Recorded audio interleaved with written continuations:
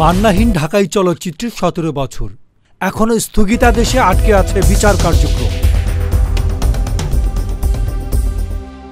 17 ফেব্রুয়ারি ঢাকাই সিনেমার দুই যুগের দাপুটে অভিনেতা এস.এম. আসলাম তালুকদার মান্নার 17তম মৃত্যুবার্ষিকী।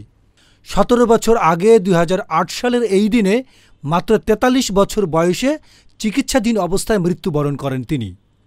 তবে কিছু চিকিৎসকের অবহেলায় সঠিক সময়ে চিকিৎসা না পেয়ে মৃত্যুবরণ করেন এই সুপারস্টার। এমন অভিযোগে চিকিৎসকের বিরুদ্ধে 2008 সালে 17 সেপ্টেম্বর মান্নার স্ত্রী শেলি কাদেরের ভাই রেজা কাদের ঢাকার মেট্রোপলিটন ম্যাজিস্ট্রেট আদালতে মামলা দায়ের করেন। মামলায় আসামি করা হয় 6 ডাক্তারকে। তারা হলেন doctor Mohammad Enayet Hossain Sheikh, doctor Jahiruddin Mahmud Ilyas, doctor Momenuzzaman, doctor Fatema, doctor Mainul Islam Majumder ও ডাক্তার খন্দকার মাহবুব হুসাইন। তবে মান্নার মৃত্যুর 17 বছর চলে গেলেও নিষ্পত্তি হয়নি মামলাটির। বর্তমানে উচ্চ আদালতের নির্দেশে এই মামলার কার্যক্রম স্থগিত রয়েছে।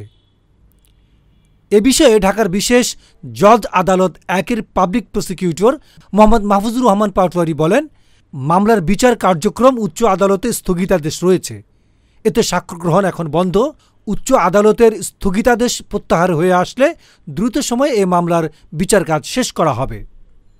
1964 সালের 14 ফেব্রুয়ারি টাঙ্গাইলের এলেঙ্গায় জন্মগ্রহণ করেন এই মহানায়ক মান্না।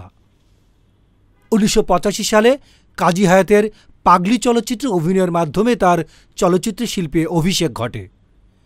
24 বছরের কর্মময় জীবনে তিনি 3 শতাধিক চলচ্চিত্রে অভিনয় করেন। বীর সৈনিক চলচ্চিত্রে অভিনয়ের জন্য সেরা অভিনেতা হিসেবে জাতীয় চলচ্চিত্র পুরস্কার অর্জন করেন তিনি।